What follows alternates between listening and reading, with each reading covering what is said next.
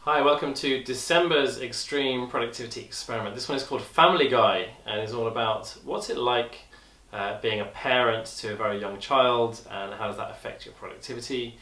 And the original intention for this experiment, it was actually Ninja Lee, one of our ninjas who had, he had a daughter who probably at this time was two or three, maybe two I think. And it was saying to me, right, when you do your experiment series, you have to do one about parenthood and how that affects productivity. And I think he was trying to tell the childless me at that time, like, just you wait, sunshine. It was one of those.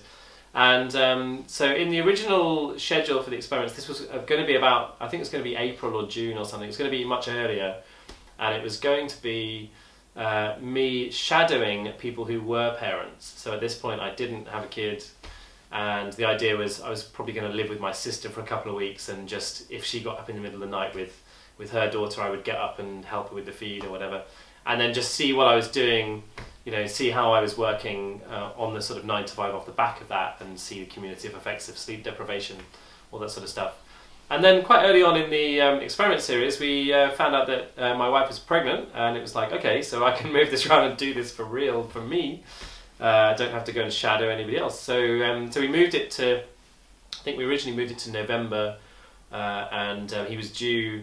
He was actually due like mid-November, so it's going to be kind of like all smack bang happening in that month. And then with everything else that was going on, which you've just seen on the last couple of videos for September and October, I decided, like, let's make November my paternity leave. It's just time off. I'm not doing an experiment, and we'll do the Family Guy thing as the last one. So here it is. It's December. So Roscoe is now just over a month old. We're living in a small flat, sort of quite temporarily, very long, boring story which I won't go into, and waiting to move back down to Brighton. And so this experiment was really just observations. There wasn't particularly a kind of hypothesis, I'm going to act in a certain way. It was like, I'm going to have a kid with me, and I'm going to have to care for it and do all that sort of stuff, which you don't really know much about what it is before they're born. You sort of, they'll probably work out nappies and stuff, but you'd like all that stuff, like creating like a little laboratory in your kitchen to de-sterilize stuff. I had no idea that was going to happen before he was born. There's no manual for these things. There's lots of books, but there isn't a manual really, I don't think. Anyway, so we moved it to December, and what did I learn through that month? So I think the first thing I learned was just the idea of there being a secret club. So there's almost like this thing where before you have kids, you realise that like parents are really complaining about it, and that it obviously impacts on sleep deprivation. What you don't necessarily know is it's almost a little bit like the Masons. Where if you sort of surreptitiously mention that you have a really young kid, like everyone gives you like a wide berth if they also have young kids as well. So I found there was like people I was on the phone to who were just like, they're just like, oh yeah, like how's he doing? Yeah, we don't need to solve this now, Whereas the people who didn't have kids were just like, can we solve this now? So it's almost like this kind of little secret club that goes on.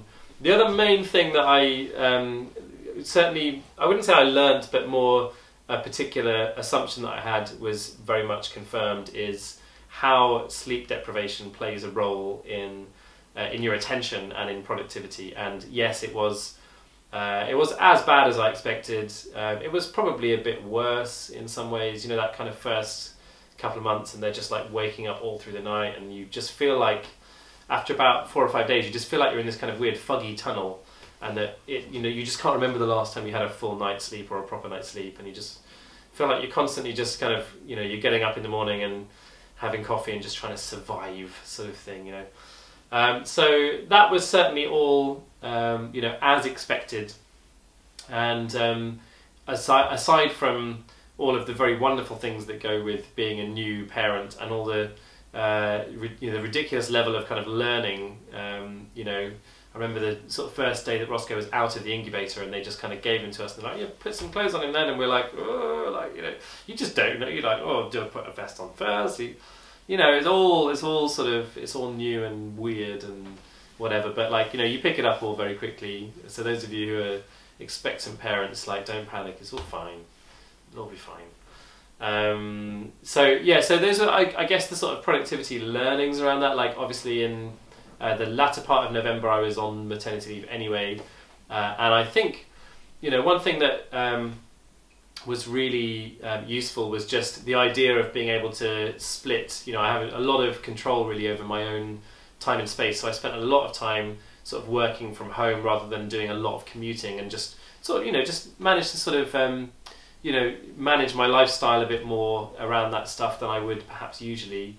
But I think just the sort of I guess the final reflection around that stuff is like, I think the ability for guilt to get in the way is huge, and I think if you can start to, I guess, just be boundaried around the times where you're going to work versus the times when you're not. If you can be realistic and kind to yourself when you haven't had as much sleep as you expected to have, or something's not going to go as planned, I think that stuff can really help. And I think in particular around productivity, the key thing is making sure your lists are really well defined by attention level. So I have a proactive attention list, like here's the stuff I'm going to do when I'm on full form.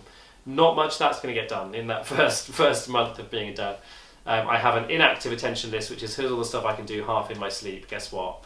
A lot of that stuff got done. And then I have an active attention, which is the bit in the middle.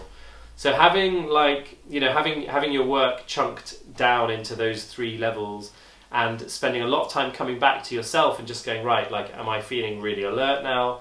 Do I crack on with this proactive attention stuff, or do I just do the stuff that's like, ordering stationery on Amazon and, really kind of boring, low value stuff that I need to do, or internet research, or whatever. So, I would say just using that as the technique to overcome this like sense of guilt and the sense of kind of beating yourself up, just feeling really tired and just like, I'm not capable of this stuff and what am I doing? I think that's something that you can feel a lot in those kind of early stages. And and the secret club. So certainly something that I've become aware of, this kind of Mason-like sort of secret club where you give people a wide berth if they're going through that same thing as you.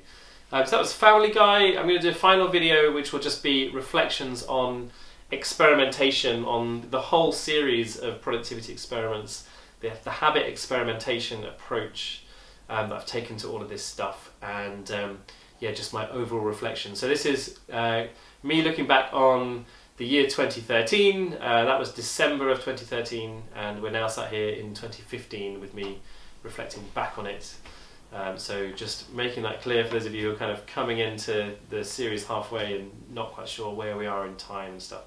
So I hope you've enjoyed these 12 videos. I'll do a full kind of summary video coming up next, and join me for that. But thank you for watching Graham's Extreme Productivity Experiments.